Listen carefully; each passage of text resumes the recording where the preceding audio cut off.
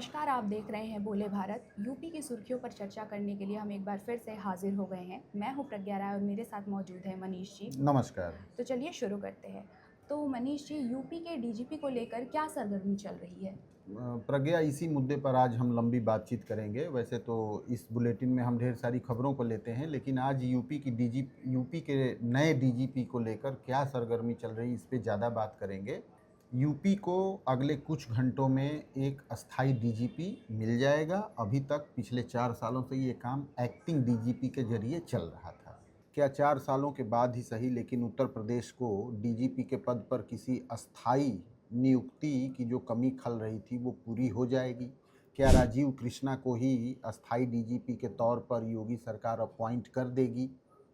इस बात के आदेश सुप्रीम कोर्ट ने पिछले दिनों दिए थे, क्योंकि कई राज्यों में अस्थाई डीजीपी की जगह कार्यवाहक यानी एक्टिंग डीजीपी के जरिए काम चलाया जा रहा था। इस पर सुप्रीम कोर्ट ने नाराज़गी जताई थी और एक तरीके से 31 मई की डेडलाइन भी फिक्स की गई थी, जब डीजीपी के पद पर अस्थाई नियुक्ति के आदेश सुप्रीम कोर्ट ने सभी सरकारों को दिया था, जहां जहां पे अस्थाई डीजीपी की जगह एक्टिंग डीजीपी थे। इसके बाद से यूनियन पब्लिक सर्विस कमीशन में इस बात को लेकर मीटिंग हुई। यूपी से भी चीफ सेक्रेटरी गोयल साहब और होम सेक्रेटरी संजय प्रसाद, इन दोनों लोगों की वहाँ मीटिंग हुई और वहाँ मीटिंग के बाद अब ये कहा जा रहा है कि 3 नामों का पैनल यूपीएससी की तरफ से राज्य सरकार को भेज दिया गया है और इन 3 नामों में से किसी एक को अस्थाई डीजीपी के तौर पर नियुक्त कर दिया जाएगा। तो अब सवाल उठता है कि कौन अस्थाई डीजीपी के पद पर तैनात होगा। सीनियरिटी के नाम पे जिन 3 लोगों का नाम भेजा गया होगा, हालांकि ये तो बंद लिफाफे की बात होती है, लेकिन प्रकाश सिंह के मामले में जो एक कोर्ट का ऑर्डर आया था कि सीनियरिटी के आधार पर डीजीपी का चयन किया जाए या टॉप बॉस का चयन किया जाए, उसमें राजीव कृष्णा के ऊपर 3 व्यक्ति, 3 पुलिस अफसर, 3 आईपीएस यूपी कैडर के हैं जो उनसे सीनियरिटी में आगे हैं। रेणुका मिश्रा, इसके अलावा दूसरा नाम है आलोक शर्मा का, तीसरा नाम है पीयूष आनंद का और चौथे नंबर पर आते हैं राजीव कृष्णा। रेणुका मिश्रा 1990 बैच की आईपीएस हैं, लेकिन वो जनवरी 2027 में रिटायर हो जाएंगी। इसके बाद बचते हैं आलोक शर्मा, हैं तो वो 1991 बैच के, लेकिन रेणुका मिश्रा से पहले वो रिटायर हो जाएंगे क्योंकि उनकी डेट ऑफ बर्थ 1966 है। तो वो जून में यानी अगले महीने रिटायर हो जाएंगे। इस समय वो स्पेशल प्रोटेक्शन ग्रुप, भारत सरकार में एसपीजी, जो सबसे बड़ा सुरक्षा दस्ता है, उसके डीजी हैं।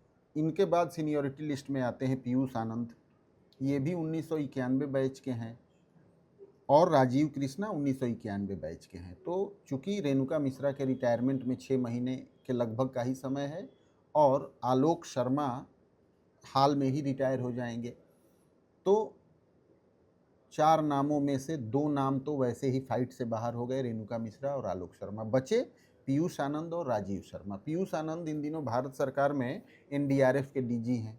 ऐसे में उनको वापस यूपी कैडर ले आकर रातों रात डीजीपी के पद पर तैनात कर दिया जाए, इसकी संभावना कम लगती है। तो जो सबसे मजबूत पौआ है वो राजीव कृष्णा का ही दिख रहा है। उन्हीं का वेटेज सबसे ज़्यादा लग रहा है, जो 1991 बैच के आईपीएस अफसर हैं, कई जिलों में एसएसपी के पद पर रहे, और पिछले 1 साल से जब प्रशांत कुमार कार्यवाहक डीजी के पद से रिटायर हुए, उसके बाद राजीव कृष्णा को सरकार ने कार्यवाहक डीजीपी के तौर पर बनाया था। मुश्किल क्या है, पिछले 4 सालों से यूपी में कोई परमानेंट डीजीपी नहीं रहा है। एक्टिंग के सहारे ही काम चलाया जा रहा है। 2022 में आखिरी परमानेंट डीजीपी मुकुल गोयल थे, जिनको सरकार ने उनके पद से हटा दिया था। उसके बाद से 4 लोग बने डीजीपी। मुकुल गोयल के बाद आर के विश्वकर्मा, विजय कुमार, प्रशांत कुमार और राजीव कृष्णा, ये 4 लोग एक्टिंग डीजीपी पिछले 4 सालों से काम कर रहे हैं। अब जबकि सुप्रीम कोर्ट ने इस पर नाराज़गी जताई और दोबारा से डीजीपी के चयन की बात कही, तो इस बात की संभावना बहुत हद तक लग रही है कि राजीव कृष्णा को ही अस्थाई डीजीपी के पद पर तैनात कर दिया जाएगा। वैसे यूपी में मैं बताऊं आपको कि डीजी रैंक में 15 आईपीएस अफसर हैं। लेकिन बाकी सभी राजीव कृष्णा से जूनियर हैं और राजीव कृष्णा से सीनियर जो 3 अफसर हैं उनमें 2 वैसे फाइट से बाहर हैं। तो लड़ाई सिर्फ पीयूष आनंद से है जो कि एनडीआरएफ के डीजी हैं और उनका यूपी कैडर में इस तरीके से रातों रात लौट के आना संभव नहीं है। तो ऐसी प्रबल संभावना है कि राजीव कृष्णा को डीजीपी के पद पर अस्थायी तौर पर राज्य सरकार तैनात कर देगी। एक हेवी वेट ऑफिसर हैं राजीव कृष्णा। कुछ कनेक्शंस बता दें राजीव कृष्णा के, तेज तर्रार पुलिस अफसरों में इनकी और बोल्ड अफसरों में तो गिनती होती ही रही है, लेकिन इसके अलावा हेवी वेट और कैसे हैं। सरोजनी नगर से भारतीय जनता पार्टी के विधायक हैं राजेश्वर सिंह। राजेश्वर सिंह ईडी से रिटायर हुए, इन्फोर्समेंट डायरेक्टरेट से। राजेश्वर सिंह की बहन की शादी राजीव कृष्णा से हुई है, उनके बहनोई हैं राजीव कृष्णा। और राजेश्वर सिंह की पत्नी लक्ष्मी सिंह जो कि नोएडा की पुलिस कमिश्नर हैं। तो सरहज का भी रिश्ता लक्ष्मी सिंह के साथ है राजीव कृष्णा का। तो इस तरीके से एक मजबूत परिवार से तो आते ही हैं, लेकिन उनकी कार्यप्रणाली पर भी अभी तक कोई सवाल खड़े नहीं हुए हैं। और सबसे खास बात यह है कि जो भी व्यक्ति अस्थाई डीजीपी के पद पर तैनात होगा उसी के नेतृत्व में यूपी पुलिस 2027 का विधानसभा चुनाव भी करवाएगी, जो कि अगले साल मार्च 2027 के आसपास उसकी समयावधि होगी, उस समय चुनाव का समय होगा। तो अब बहुत कम घंटे बचे हैं जब ये हमारे सामने स्पष्ट हो जाएगा कि यूपी को अस्थाई डीजीपी के तौर पर कौन सा आईपीएस अफसर मिलता है। जो 3-4 नाम रेस में बताए जा रहे हैं उनमें सबसे मजबूत दावेदारी राजीव कृष्णा की बनती है, जिनके नेतृत्व में इन दिनों यूपी पुलिस काम कर रही है। वो पुलिस महानिदेशक हैं लेकिन एक्टिंग हैं, कार्यवाहक हैं। और सुप्रीम कोर्ट के आदेश के बाद अब संभावना ये है कि उनको अस्थाई डीजीपी के पद पर भी तैनात कर दिया जाएगा। लेकिन फिर भी सत्ता का क्या स्वरूप है, सत्ता की क्या सोच है, जब तक ब्लैक एंड वाइट में कोई चीज़ ऑर्डर सामने ना आ जाए तब तक सारी बातें सिर्फ कयासों के ही इर्द गिर्द हैं। तो चलिए बढ़ते हैं अगली खबर पर। तो मनीष जी, नौसेना सौर वाटिका का उद्घाटन हो चुका है। हाँ। आप गए भी थे उस जगह पर, तो आप उसके बारे में क्या बताना चाहेंगे? हाँ, प्रज्ञा नौसेना सौर वाटिका का उद्घाटन हो गया है। रक्षा मंत्री राजनाथ सिंह जो कि लखनऊ के सांसद भी हैं और योगी आदित्यनाथ, इसके अलावा पर्यटन मंत्री जयवीर सिंह और कैबिनेट के ढेर सारे मंत्री थे।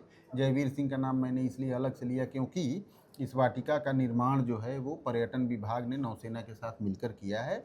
19 करोड़ की लागत से 2 एकड़ में ये पूरा म्यूजियम है ये नौसेना का। खास बात यह है कि जो युद्धपोत हमारी भारतीय नौसेना की शान हुआ करता था, आईएनएस गोमती नदी का लखनऊ से क्या रिश्ता है आपको मालूम है और हमारे दर्शकों को भी मालूम है। तो आईएनएस गोमती के उसको मजबूत बनाने के लिए जो आग्नेयास्त्र मिसाइल्स लगाई गई थी, जो रडार सिस्टम लगाया गया था, इन सबको इस म्यूजियम में प्रदर्शित किया गया है और बहुत जल्द ये पब्लिक के लिए खोल दिया जाएगा। हज़ारों की संख्या में उद्घाटन समारोह में शामिल होने के लिए पब्लिक वहाँ पहुँची थी लखनऊ के अलग अलग हिस्सों से, और उसमें तो कुछ विशेष रंग भी दिखा जिसके बारे में आप भी सुनिए। हमारे लिए भी बहुत ही सम्मान और यह गौरव का क्षण है। साथियों, आने वाले समय में नौसेना शौर्य वाटिका लखनऊ के लिए एक प्रेरणा स्थल तो बनेगा ही, बल्कि एक टूरिस्ट हब के रूप में यह बनेगा और यह लखनऊ की पहचान बनेगा, यह मेरा पक्का विश्वास है। ये सारी चीजें मैं मानता हूं बढ़ते हुए उत्तर प्रदेश की तस्वीर हैं, जो हमारे मुख्यमंत्री योगी आदित्यनाथ जी के नेतृत्व में उत्तर प्रदेश आगे बढ़ रहा है। भारत की ऋषि परंपरा हमें इस बात की प्रेरणा देती है कि अहिंसा परमो धर्म, धर्म हिंसा तथैव च, यानी सामान्य जीवन में अहिंसा ही सर्वोच्च धर्म होना चाहिए। लेकिन अगर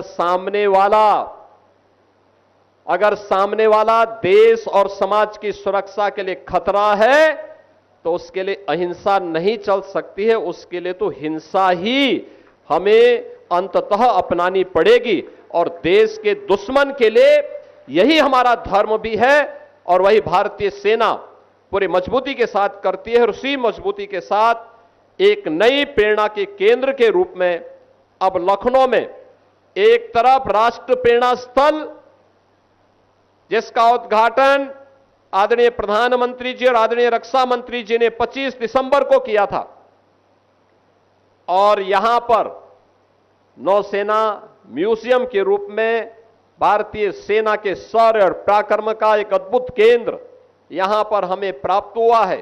तो यूपी की सुर्खियों में आज बस इतना ही। मिलते हैं अगले एपिसोड में, तब तक के लिए धन्यवाद। नमस्कार।